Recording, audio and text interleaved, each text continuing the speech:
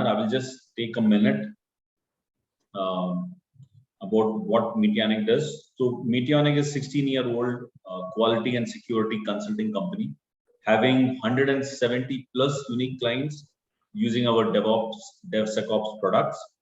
Meteonic helps clients to implement security automation solution, so you can write secure code from the beginning.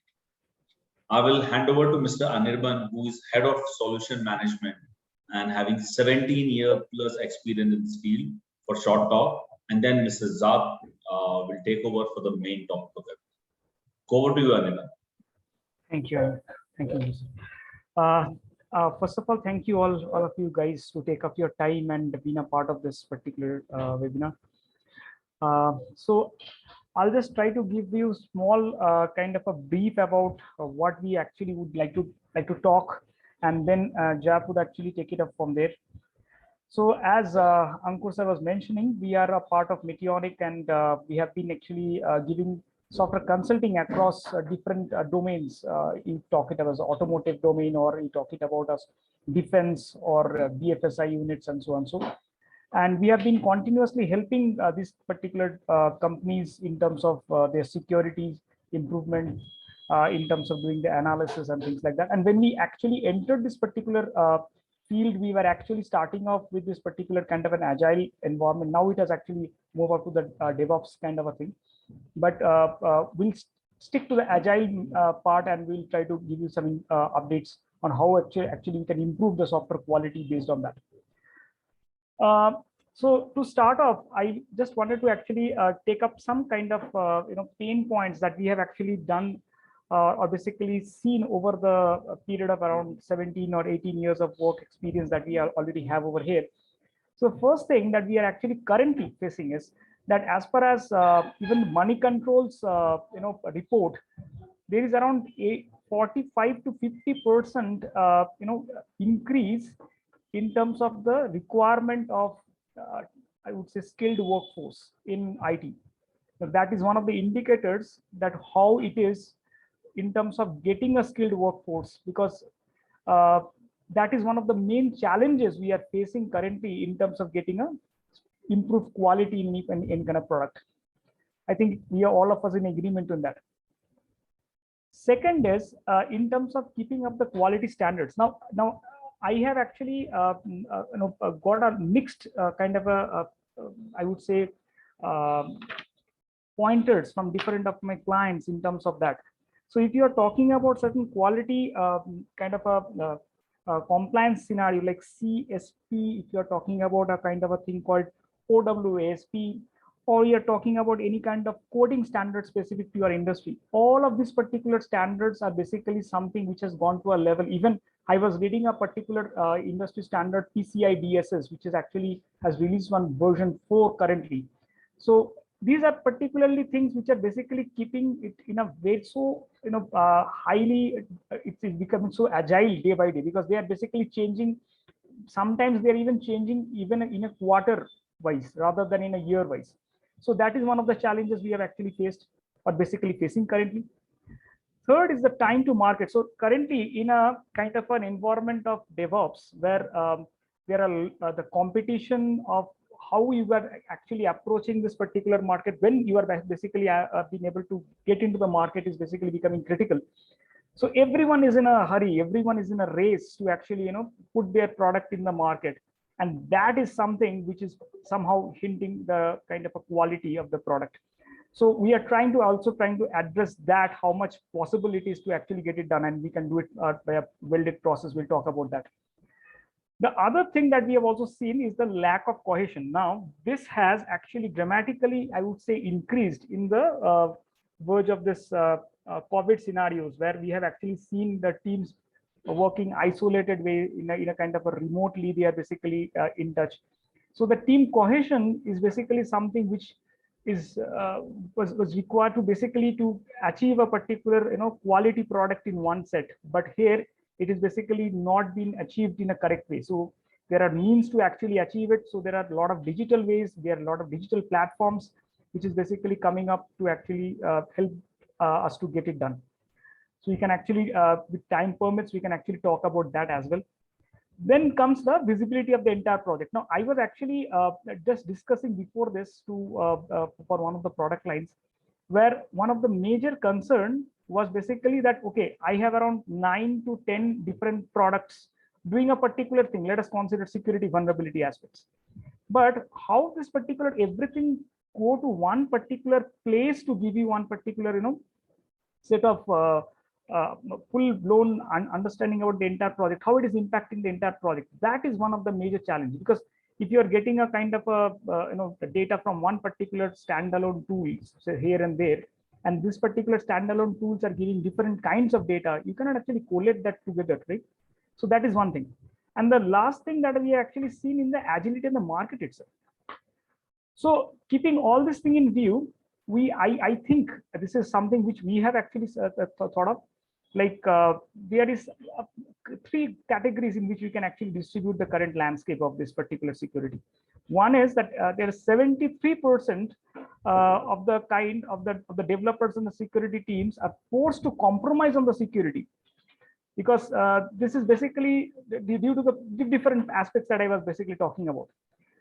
The next part is that we have seen that most of the 77% of the companies have an AppSec tool, but they actually use this particular tool just to check the box, because that's a kind of a mandate they have to follow, right? So they just use it. They do not actually get into it. And the third is a prioritization. We have seen that it is a very difficult for a company at times to prioritize, okay, quality comes first or delivery comes first or what comes first. Some people actually will be thinking that, okay, quality always comes first, but they always differ on that. So these are all 3 categories in which we have, I thought of like putting it up, because these are something we have actually faced across numerous occasions. Then we will talk further on. Jaap will actually mention you that how we actually achieve this particular thing called shift left. So there are a lot of things that is basically a part of it. I just try to capture some of them. Write the right code in the beginning. That is very essential. How do you do that? There are a lot of things to talk about and discuss about that. Test while coding. We have actually been doing this particular thing in a particular agile environment from a long time, from the very beginning of the concept, where we had a kind of a pairing kind of a scenario used to work on, right? Where one tester will be there, one developer will be there, those kind of things. So that is very important still now. Then we have a better visibility. I was talking about visibility always. I keep on talking about that, because without the visibility of the entire project, you do not know where you are landing up. Then automate the repeated task. So people think automation means we are talking about automating the entire thing, but the first thing first, all the regression testing and those kind of things, right, which are basically a kind of a repeated thing that need to be automated immediately. So that is one thing. Then the training of the team. So Jaap will be talking about the importance of the training part. That is very critical. And we talk about repeated training. It's not about the one time you train it and done. And we talk about something on the feedback loop, because we know that that's a kind of a DevOps scenario. We have to talk about that. But that is something which we find that there's a kind of a lot of missing elements over there, because if you're even talking about something on a Jira service desk level, which is basically a feedback loop, there's a lot of gaps over there itself. And definitely in terms of keeping a parameter for measurement, how do you actually measure these things?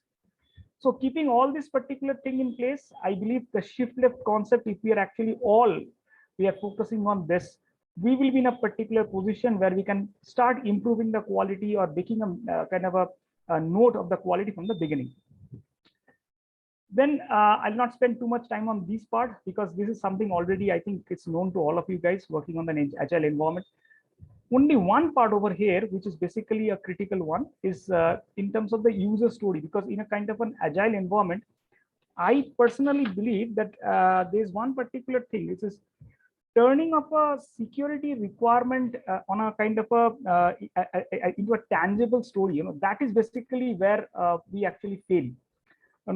So that is something which I believe if we can actually create some kind of an user acceptance criteria and user story, right, that will make life a bit easier. But rest of the things in terms of agile retrospective, in terms of building security in the pipeline, I think this is quite obvious. We all try to actually capture that. The next part is about in terms of an application security. I think this part is something which is a bit different from different kind of applications that you built. Web application will be having a different way to go about. Some of the other mobile applications will have a different way to go about. But these kind of things like keep it secure and simple, make it automation friendly, having a threat modeling. These are all some things which I believe that if we can practice in an overall basis, right, it will be easier for all of us to actually ensure a kind of a secure environment. And the security maturity level wise, these are all some things definitely we'll talk about the training part now. Further prioritization, definitely I was talking about that particular thing earlier. We have some shared standard approaches. So because this particular thing is something like we have some standards which we are not known to at times. So that is something we need to be understood and spread across, and the creating an AppSec champions within. So I think Jaap will be in a much better place to address those. So over to you, Jaap, for rest of the things. And Jaap is basically our co-founder, and he's a director from Secure Code Warrior. They are our partners, an elite partner of ours. Over to you, Jaap. Perfect. Thank you so much, Anirban. First of all, thank you to everyone for joining the session. I appreciate your time. And then also, obviously, a big thank you to Meteonic as well. They're a great partner, and they've given us this opportunity to talk to you about improving software security in an agile environment. So I hope you get something out of it today.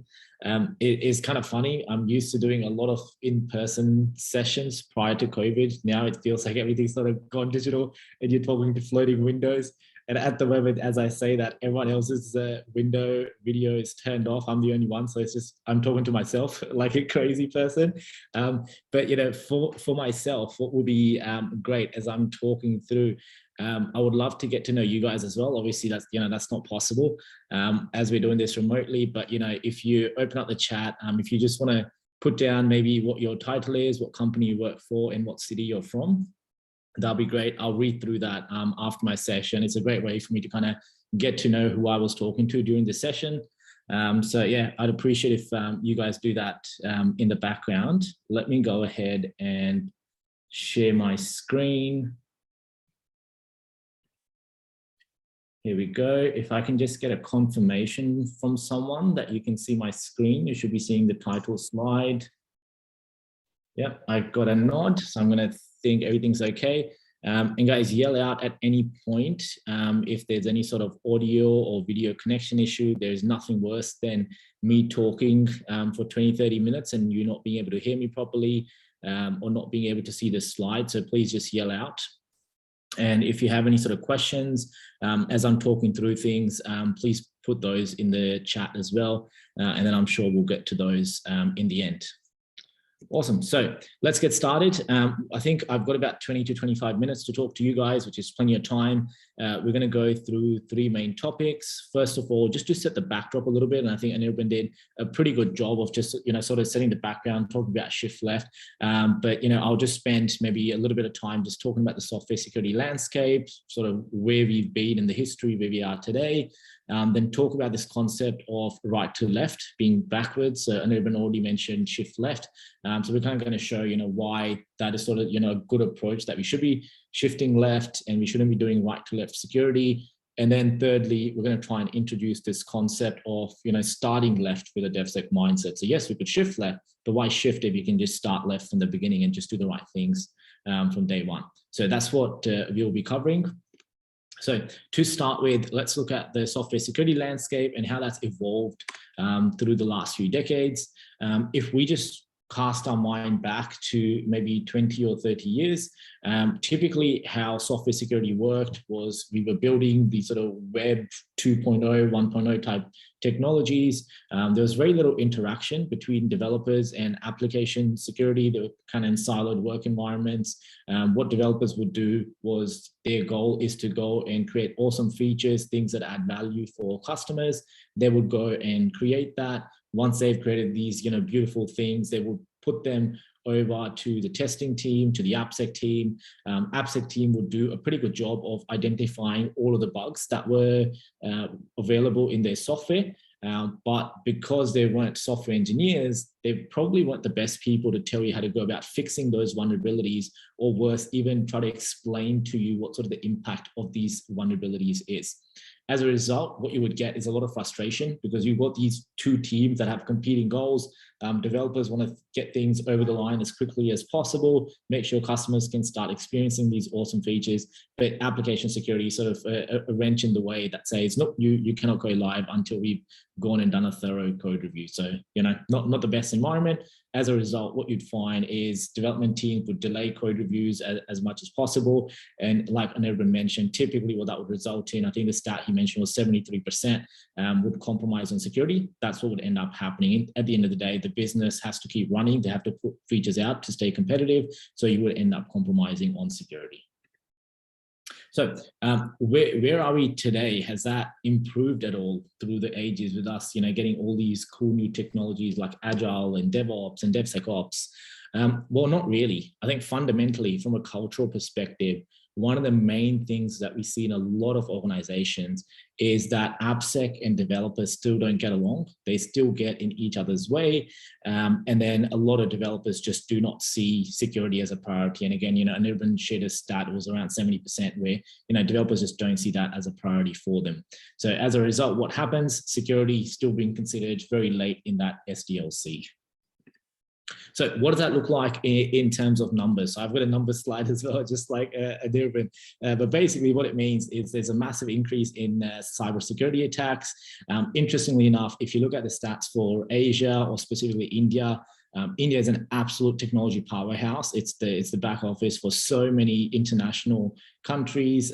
There's also a tremendous amount of homebrew technology and apps and innovation that's happening as well. So that's all to say there's a lot of tech here. There's a lot of code here. So India is a very big target when it comes to cyber attacks. From what I understand, talking to a couple of folks in India, ransomware is probably one of the biggest problems that we've got at the moment in terms of cyber attacks in India. A lot of organizations are being faced by that. The interesting things when we look at the application security layer is that you've got the standard, the OWASP Web Top 10, and hopefully, I think everyone in this audience is from the security world, so I don't need to tell you what the OWASP Top 10 is. But the interesting thing that we have is the number one in that OWASP Top 10, that has been around for like 25 years, and it has been at the number one slot, and it's still there. We haven't gotten rid of it. It is still the number one problem that we have. So clearly something's sort of gone wrong there where we've known about this problem for a very long time, but it still continues to pester and manifest itself in a lot of our applications. And what does that all mean in terms of cost? Well, a typical data breach, according to an IBM report, is around $4 million USD, which is not cheap. So that's loss of revenue, that's loss of reputation over time. That's what it typically costs an organization if you have a data breach. So why does all of that happen? I've kind of told you this problem exists. It's a big problem, but why does it happen? Well, it's because we're doing security at the end, and this concept of doing security at the end, right to left, it's sort of backwards. So let me show you that through a very contrived example, and stay with me. But basically, what we're saying is we want to provide a service that transports stuff from A to B, not nice and simple. Now, if we look at something like the civil engineering stream, which is another engineering stream similar to software engineering, what you would end up with is something like this, like the Sydney Harbour Bridge. It looks beautiful, it's very functional. And one of the interesting traits that we have in civil engineering, one of the main pillars, along with the fact that the function and the form should be there, safety. Safety is a massive tenet of civil engineering. You need to make sure that whatever the amount of traffic is that you expect over the bridge, any sort of severe weather conditions, whatever it might be, that bridge is able to sustain it. And for the most part, if you think about it, there's not a whole lot of room for bugs. If you have a bug, things are going to go horribly wrong. And luckily for us, the engineers that worked on it, they did a fairly good job. You don't really have problems day to day. Things are fairly safe on the Harbour Bridge. Now, if you look at the stream of software engineering, this is also a bridge, and it's a contrived example, but you can see that this also transports stuff from A to B. But if you look at it from a security lens, not from a functional lens, functionally it could be very beautiful, look exactly like the Harbour Bridge. But when we consider the security of this bridge, it might not be the best. It might be something that we haven't really thought about. Now, what happens when you have security experts? They come in, at the right side of that cycle. At the end, they try to help you out. They do a tremendous job. They work with engineering. They try to make sure we do penetration testing, static analysis, all of these things. They really improve the quality of that bridge. So you can see, where it was on the last slide to where it is now. It looks much better, but ultimately, it's not going to look like this. If we want that bridge to look like the hub bridge, what's our only option? Kind of just got to start from scratch, start with security from the start, secure design. That's going to be the only way we're going to end up with something like this. We can't do that if we have security on the right-hand side. So this might be a stat that you've seen quite a lot as well. It talks about, fixing bugs late in the cycle, also applies to security bugs as well. 30 times more expensive to fix vulnerabilities at the end of the development life cycle versus at the start during the design and the requirement phase. Now, as we go through these different methodologies of software development, as we've evolved, have things gotten better? Or have things gotten worse? Because in my numbers, I said, we've got the same vulnerability for so many decades. What's been happening as we evolve our development technologies? When you look at something like waterfall, fairly simple to understand. You've got your design phase, you've got your code, your testing, and your deployment. Fairly easy to figure out where we will put in security practices. You could have a proper security review cycle, go through that, get some assurance over your product. Now, when you move to something like Agile, something interesting starts to happen. As we start to work on these iterative, either let's say fortnightly, monthly, whatever your sprint cycle is, you're continuously coding and testing. From a functional perspective, it's really awesome because you're getting shippable code very, very fast. But then the issue you start to run into is, where do I really slot in security? I could do it just before deploy, but there's a lot of code that is being committed that hasn't really been security reviewed, right? So the frequency as we're coding is increasing, but the frequency of testing, security testing, still stays the same. Now, when we look at something like DevOps, that not only brings the code side, but also the operations side, this whole concept of continuous improvement, continuous deployment into the mix as well. So not only are we coding and testing, we're now deploying that code to production. And now what that means is, if we continue to kind of stay with our security back of our mind, not really embedded into our development teams, security team kind of sitting off on the side, maybe not having automation in place, like I never mentioned, one of the key things that we should be doing, what that will mean is we're continuously deploying these pieces of code. And if you look at some of the tech organizations today, they're deploying code multiple times a day. Even at Secure Code Warrior, we don't know when the latest version of our platform gets deployed. It just, every time there's a new feature that needs to be deployed, it just happens. So in one day, there could be no deployment. On another day, there could be 10 or 20 deployments, if that's how many features we have finishing up and kind of getting complete.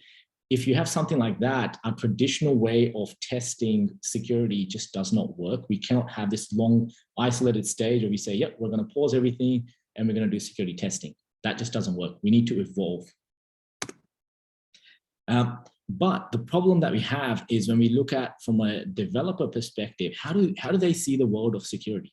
And I think this is a fundamental issue that we have, and we need to kind of ingrain in ourselves as security people, is they think their job is to write a piece of code.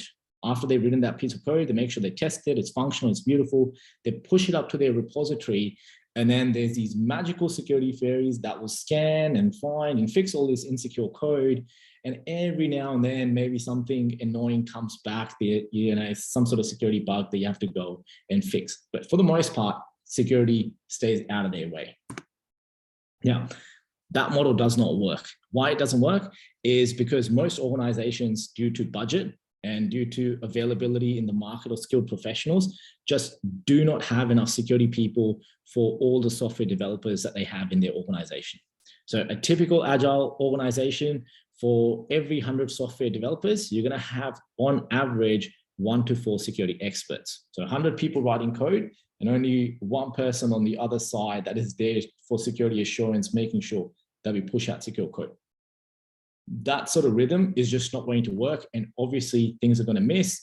that security expert, they're going to get a lot of pressure put on them and they're going to burn out very, very quickly. So that's not a scalable way for us to ensure that we do application security. So we have to do something different. We can't just rely on these application security experts to take care of security for us. So as a result, we're failing to learn from our mistakes. What that means is with this current model, we've collected a lot of technical debt over the last few decades. So we've now got 125 plus frequently occurring vulnerability types in our code. And the same vulnerabilities continuously being reintroduced over the last few decades has not really changed. And the applications just continue to grow and grow in terms of number of vulnerabilities. And we aren't really reducing those vulnerabilities in our code base. It's just not possible. For a production application or an enterprise company, you will never get to a scenario where you're actually genuinely reducing vulnerabilities. That is almost an impossible task. So if you're doing that, kudos to you. But for most of us, that's just not possible. So what does it look like with AppSec at work? If you're in application security, maybe you can relate to that. This is sort of what it feels like. You just had to sweep it away, but it just feels like it's an endless task at the moment. So that's a lot of problems. That's a lot of things that are going wrong. Well, what's the solution? What should we be doing? Well, ideally, we should be starting left with a DevSec mindset. And the question is, okay, that sounds good, but how do we go about doing that? And I think that the number one thing here is it's going to be a shared responsibility. So we cannot just continue to rely on our application security teams. And this is really something that, you need executive buy-in from the top. You need to make sure that your management, your CTO, your CIO, your CEO, your board, everyone needs to understand this concept. And obviously, your developers, they need to understand this as well, that developers have to be security aware. And when they think about quality, because trust me, developers do think about quality, that is one of the key tenets. Like as a software developer, you're very, very conscious of the code that you're putting out. It's sort of a representation of who you are as a software developer. If we start to believe as software developers that yes, quality and safety is part of what we do, we will start to see developers produce a much better quality of code when it comes to security. So we really need them to start taking ownership over their own coding outcomes. So I think from a cultural perspective, that's number one. Other thing we need to do is, as application security, what we need to realize is sometimes people want to do the right thing, but a lot of times, because developers and other staff have not had to do this before, they might not have the skill. So we really need to make sure that, instead of judging developers and saying, hey, how could you be so bad? You couldn't even get this right. We actually need to be more collaborative. We need to be more supportive in this process. And we need to work positively with other departments. We need to identify where they need support, what type of support they need, and make sure we act as facilitators in that process and make them feel supported. Now, one of the ways we can make teams feel supported is they might say, yeah, we want to take this security concept on. How do we go about doing this? And I'm sure, Meteonic, they've helped quite a few of you with this process, is you need to make sure that you've got the right balance of tools and trained professionals who can look after those tools. So those might be things like SaaS tools, DAS tools, IaaS. There's a whole heap of tools for different parts of the development lifecycle. And depending on what your goals are as an organization, what your tech stack is, there's going to be a right mix of tools and professionals that you need to hire to make sure that you're doing the right job. And, like Anirban mentioned, in today's environment, there's really no excuse but to, make sure that it's fully automated. It's part of a beautiful development pipeline that you put in. There's security hooks sort of throughout that life cycle, so you catch things as soon as possible. Now, with Agile, we can actually leverage Agile to our advantage. So it doesn't just have to be this scary thing from a security perspective where we can't keep track of all of the code changes that are happening. We can actually use it to add automation to all of our sprints, make sure we've got enough automation in place, we catch things early.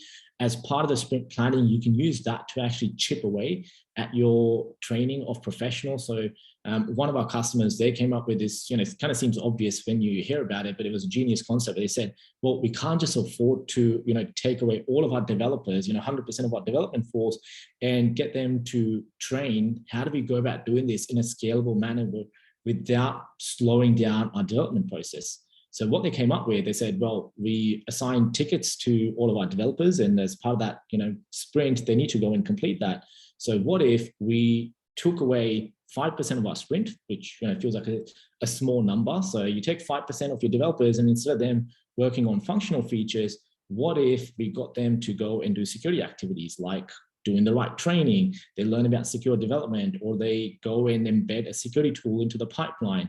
And by doing that, what you end up with is at the end of 20 weeks, you might have 100% of your development workforce that has done some sort of upskilling when it comes to security, whether it's deploying the tool or whether it's learning about secure coding, and you're much better off, and hopefully you're achieving the right outcomes. You're doing less late stage bug fixing when it comes to security, but it's a good way to sort of chip away at the problem by leveraging that sprint process.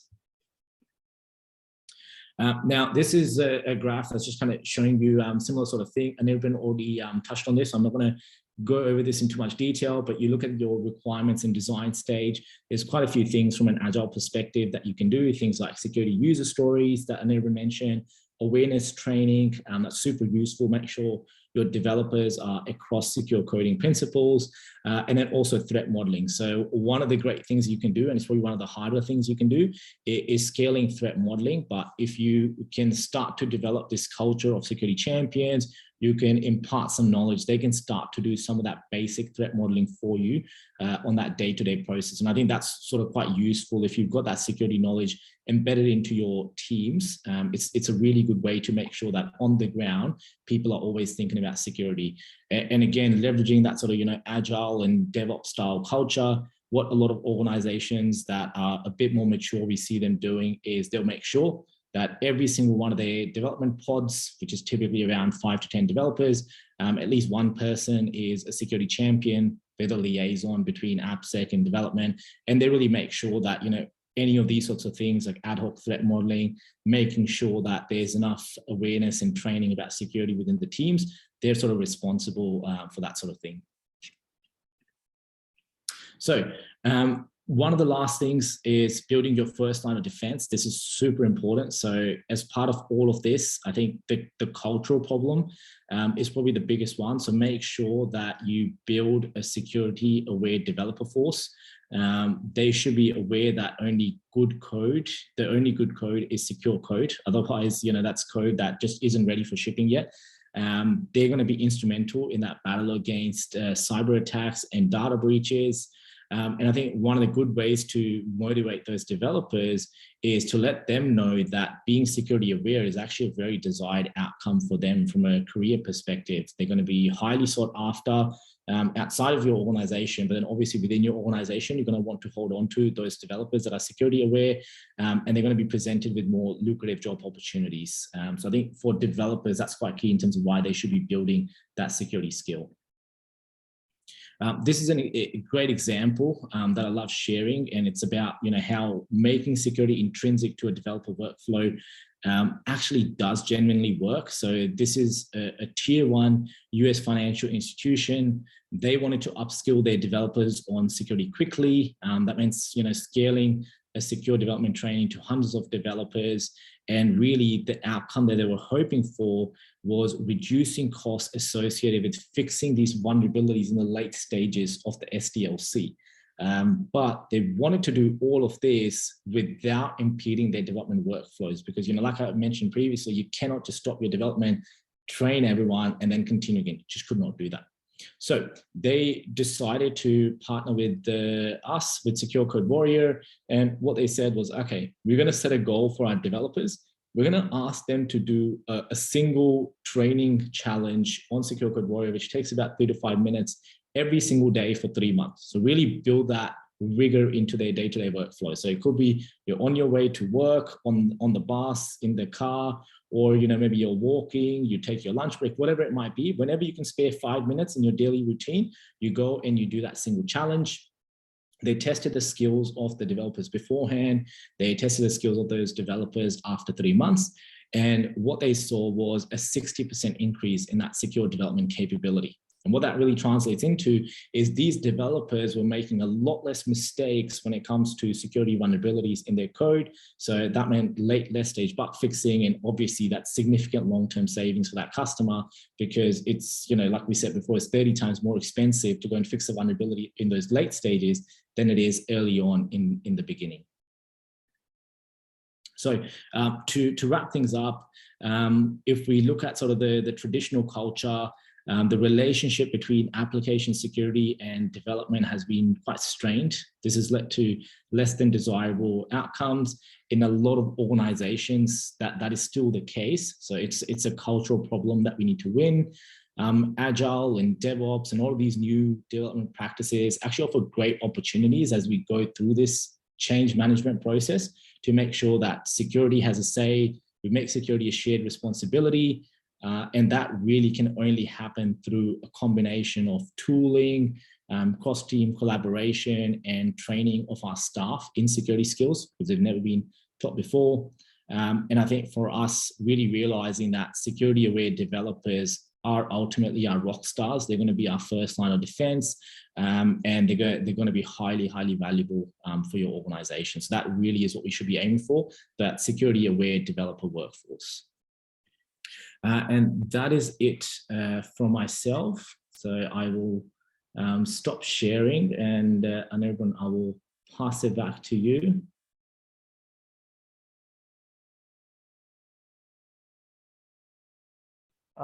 Thanks, Jaap, for that. So any one of you have any kind of queries or something of that sort, you can just put it up. So maybe one or two we can actually start addressing as of. Any one of you have anything to add on, or maybe some kind of things which you are basically facing, which we can actually support you with, some real life problems? Yeah, or maybe you just totally disagree, and then feel free to share your thoughts. Sure.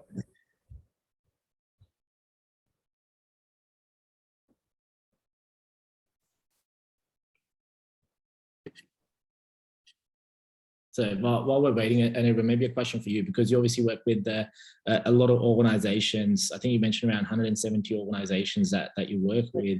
What sort of the culture that you see in a lot of those organizations between application security and development typically? See, the main problem that we have seen is like the security team is a very isolated team than the dev team. So what we have seen is the kind of practices which the security team actually gets into in terms of the perspective of not only the tools that they use, the way they actually go and inspect a particular code, the way they actually look into the particular aspect of the security. It's not exactly the same. Okay, I have a question from Amruta. Yeah, Amruta, please go ahead. Am I audible? Yeah, absolutely. Yeah, please go ahead. Yeah, thanks, Anirban. Yeah, I had just one question after looking at the slides and also understanding the presentation. The security aware developers are definitely going to be an asset to the company, because that's what we are looking for, and we are also looking at the scalability, right? We cannot just train the developers as a whole in one go. So but one thing I was also not sure about, that it's an agile framework. If we're going for a software development life cycle, which is agile, where we don't have enough time, the sprints are like just 2 to 3 weeks old. So, and in that case, if we are really trying to develop the developers with respect to security, are we talking about 2 long-term topics, or is it really going to give me results? Yeah, because I hope you got my point. I got it. I think it's direct to Jaap. So she is pointing at the pointer that you mentioned, Jaap, in terms of taking small pieces of development team and getting them trained. I think the key. Yeah, sorry. Yeah, I'm just trying to understand the question. Could you ask that question again, Amruta? I'm just not 100% sure exactly what the question was. Yes, sure. So as you suggested, that we are taking maybe baby steps to train the developers for security. And in that case, how soon can we expect the benefit? Because my sprint cycles are really compact. Yeah. So is it really going to give me results? Yeah, so that's a really good question, right? So when we're talking about training, what we're really talking about, and this is typical of on-the-job training, right? So this is not university training that they're going through where it might take them like a year or 2 years of structured learning. What we're really talking about is sort of what our biggest pain points are and addressing those. So what we typically see an organization do, this is very broad strokes, but what we would typically see an organization do is, let's say they've got SaaS tools in place, or they're doing pen testing, they must be doing some sort of security practice. They come in and say, we're so frustrated that our developers keep making this, injection mistakes or this cross-site scripting mistakes just over and over again. We just don't know what to do. So that becomes a great training opportunity. So what you typically want to do is you identify your top 3 to 5 vulnerabilities that people are making mistakes in. Training a developer on a single vulnerability doesn't take a whole lot of time. Typically what we see is if you're training developers on 3 to 5 vulnerabilities, all you really need is between 2 to 4 hours, right? And if you give them that amount of time, like actually genuinely give them that much time during one of your sprint cycles, they will actually understand those concepts. And the idea is at that point, especially if the training is done in the right way, it's hands-on training, they can actually leverage, they can see code bases that look like this. If they're a C# developer, they train what it actually means to have cross-site scripting in C#. They can see the impact of that vulnerability. So the training really has to be structured correctly. But if you do that, you should start to see results very, very quickly. The only thing you have to do, which Anirban mentioned in his presentation, is that is useful to do, but a developer is not going to come across vulnerabilities every single day. So they might tend to forget over time. So at the end of the day, like learning is all about repetition. So what you would want to do is every year maybe, or every 2 years, have this rigor of relearning where developers relearn these concepts.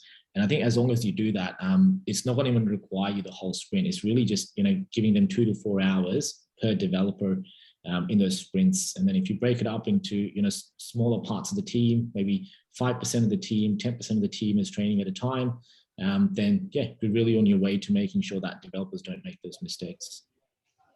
I hope that. Okay. Yeah. So maybe just last one question. So is the perspective goes as reducing the threats in the organization, or are we trying to have only developers without the AppSec team? Which one do we mean here? Are we going to have developers and application security team hand in hand, or we are trying to replace the application security team with our own developers? No, so it's going to be a different skill set. So if you look at your application security staff, typically the type of skills that they might have is around risk management and identification.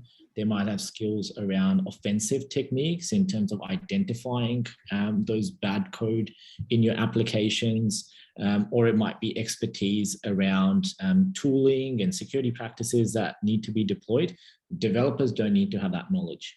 The knowledge that developers have is twofold. So every single one of your developers need to know about secure coding, and those are defensive skills. So what that means is, if I'm a JavaScript developer, I'm a C# developer, how do I write secure code that will not lead to the OWASP top 10, for example? So that is a completely different skill set to what application security needs to do. And then your top tier security champions, you're going to need them to have some sort of knowledge around secure design as well. So there might be a little bit of a crossover with them in terms of the skills they have. Maybe they can do a little bit of threat modeling. They can look at secure design, maybe looking at a little bit around cryptography, authentication. But again, their knowledge is never going to be deep enough as you might have in your application security team. So you want to train them on completely different skill sets. Like you don't want to go into a development organization and start teaching them how to hack web applications. It's cool. You can kind of do it as a showcase to go, look how easy it is to hack applications, but it's not the right skills that they need to know. They need to more know how to defend and how to write secure code. Yeah. All right. Thank you. Thanks, Jaap.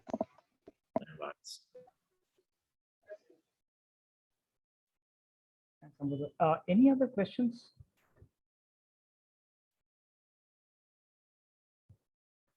And one more thing, just to add on to Amrita, is like every of the problems are very unique.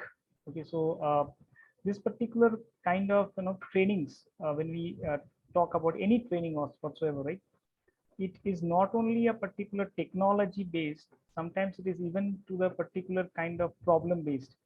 So maybe if you are basically talking about a specific kind of a web application, they have a different challenge altogether than a mobile application, right? So that is the one of the requirement that you need to actually have a kind of a platform which can enable you to pick the right kind of thing or right kind of training module and start giving the training on that, because it should not be a kind of a standalone book or something of that sort that you actually read it and you cannot reuse because your use case is a bit different. So that's where you actually start doing a repeated training. You actually make that particular entire training as a part of your development itself. So that's where the shift left entire thing comes in.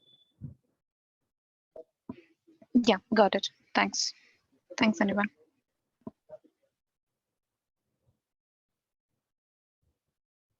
So if you are any other questions you people have, please let us know. Maybe you can just put it on the chat box also. So that is also fine. We can actually take it from there. And if someone wants to try this platform, please feel free to connect with us. We'll be happy to give a evaluation. Yeah, if somebody is basically even looking to understand this particular platform a bit more in detail, we can actually even give you a kind of a small demonstration before you even take it up. So that is also not a problem. So one more thing I should also add on is, like, no matter whichever tool that you are using, maybe a SaaS or a DAS, as Jaap was mentioning. So even to actually appreciate that particular tool's findings, you need that kind of an understanding about that particular security thing, because a lot of companies have come to us to say that, hey, even we are getting a lot of defects which has been pulled out from this particular tools, but we are not able to understand what these defects are. So do we have a kind of a wiki in the backend to actually support us on that? So when we give a wiki, they say that, hey, that wiki actually talks about the definition, not about how to remediate it.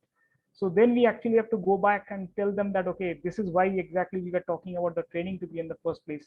Because if you are basically known to the basics of it anyhow, if we are giving you an issue in the kind of an issue finding tool, you can immediately appreciate that particular issue and even start going and fixing that particular thing, rather than spending time on understanding that particular what is the issue all about. So that is one another aspect that you can actually look into. That will save a lot of time of yours.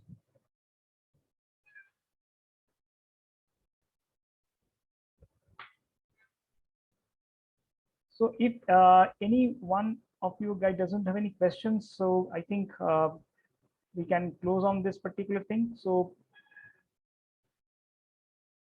we'll be actually having a recording of this particular session anyways. We'll be actually sending a copy of that this particular recording to all of you guys, and we'll be giving you the coordinates where you can actually connect to us at any point in time you have any problems whatsoever, and we can actually try to take your particular issues, whatever you are facing, case on case basis, and we can try to give you some kind of troubleshoot on those particular things.